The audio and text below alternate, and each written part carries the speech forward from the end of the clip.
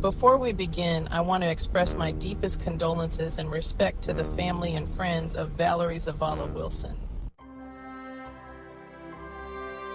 This summary of this case is not intended to reopen old wounds or cause further pain to those who loved her. Rather, it is created to raise awareness about the tragic realities of violent crimes like this one.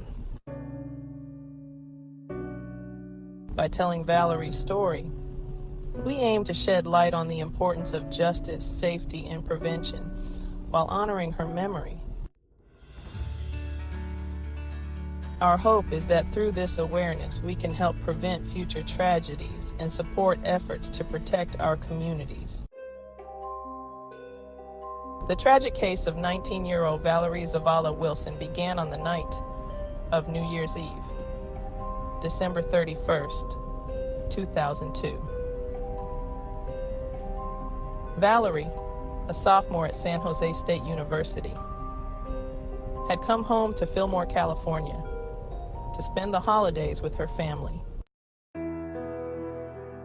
She was well liked in her hometown, where she had been a cheerleader at Fillmore High School before graduating with honors. Described as bubbly and outgoing, Valerie had a bright future ahead of her. She had been pursuing her dream of becoming an elementary school teacher and had returned home for Christmas break to reconnect with friends and family. That evening, Valerie attended a New Year's Eve party with her cousin and a close friend. The party was supposed to be a joyous celebration of the new year. As the clock struck midnight, Valerie was seen in high spirits, laughing with friends and enjoying the festivities. Around 2 a.m., on January 1st, 2003, Valerie, who had been the designated driver for the night, offered to take both Anna and 17-year-old Samuel Sammy Puebla, a classmate of her younger sister, home. She planned to drop them off before heading to meet her ex-boyfriend, Isaac Flores. After dropping off Anna at her house, Valerie continued driving to take Puebla home. She called her parents at around 1 a.m. to let them know she was still out, but that she'd be back soon. That would be the last time her family would ever hear from her. But January 1st, 2003, New Year's Day, changes everything. They found a body in a culvert. The body was partially. A young woman had blood coming from her ear that was not completely dry. We had no idea who the victim was. By the next morning, Valerie's family had grown concerned when she didn't return home or respond to their calls. She hadn't made it to Isaac Flores' house, and her family knew something was terribly wrong. Her parents reported her missing to the Ventura County Sheriff's Department, who began their investigation into her disappearance. On January 7, 2003, Puebla was arrested and charged with first-degree murder, attempted rape, and felony murder during the commission of an attempted sexual assault. The case stunned the community. Puebla had been well known as a straight-A student and former prom king, and many had difficulty believing he could be involved in such a brutal crime. An autopsy revealed the brutal nature of Valerie's death. She had suffered blunt force trauma to the head, a ruptured eardrum, and other contusions. The cause of death was determined to be asphyxiation from manual strangulation, and it was clear she had been viciously attacked. Investigators also found that her body had been moved after she was killed. This led detectives to believe that Valerie had been murdered elsewhere before her body was dumped in the drainage pipe. The discovery of Valerie's body sent shockwaves through Fillmore. Her family and friends were devastated by the sudden loss of the young woman they loved. Her mother, Michelle Wilson, was heartbroken, later recalling that Valerie was not just her daughter, but her best friend. They had a close relationship, spending time together watching movies and bonding. She was a vibrant, trusting person, her father, Kevin Wilson, said, adding that she was full of life and had so much ahead of her. She had a contagious laugh and was beloved in our community. As detectives pieced together Valerie's final hours, they quickly focused their investigation on Samuel "Sammy" Puebla, who had been the last person to see her alive.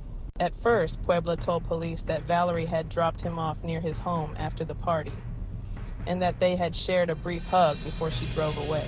However, investigators were suspicious of his account, especially given that she never made it to her ex-boyfriend's house. They decided to dig deeper into his story. A few days into the investigation, detectives discovered Valerie's abandoned car parked near a local market, only a few blocks from both Puebla's and Flores' homes. Inside, they found her purse, blouse, and jacket.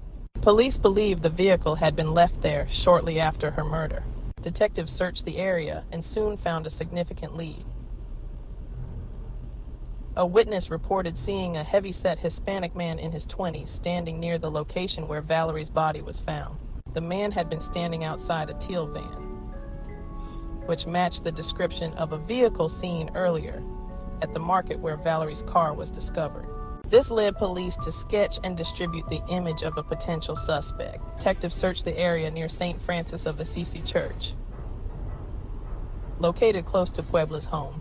Behind the church, they found a stash of women's underwear, a single earring matching the one found on Valerie's body, and shoe prints. DNA testing confirmed that the underwear and earring belonged to Valerie.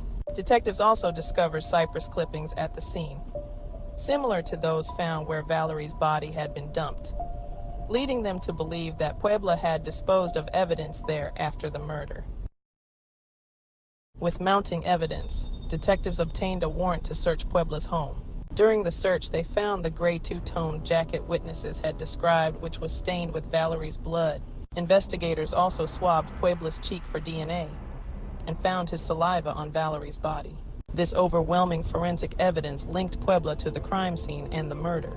His shoe prints also matched those found near the location where Valerie's body had been discovered. On January 7, 2003, Puebla was arrested and charged with first-degree murder, attempted rape, and felony murder during the commission of an attempted sexual assault. The case stunned the community. Puebla had been well known as a straight-A student and former prom king, and many had difficulty believing he could be involved in such a brutal crime. During the trial, which began on July 9, 2004, prosecutors argued that Puebla had made a sexual advance toward Valerie after she dropped him off. When she resisted, he became violent. He strangled her into unconsciousness in the car. But when she briefly regained consciousness and tried to flee, Puebla chased her down. He attacked her again near St. Francis of Assisi Church, where he removed her clothing and manually strangled her to death. The court heard harrowing details of how Valerie fought for her life, but Puebla overpowered her. The evidence showed that after murdering her, he dragged her body to the remote location where it was later discovered. The prosecution's case was bolstered by the forensic evidence, including Puebla's DNA on Valerie's body and his blood-stained jacket. On August 2004, after a month-long trial, Puebla was convicted of first-degree murder, attempted rape, and felony murder during the commission of an attempted sexual assault. He was sentenced to life in prison without the possibility of parole, bringing some measure of justice to Valerie's grieving family. He is currently serving his sentence at Ironwood State Prison in California.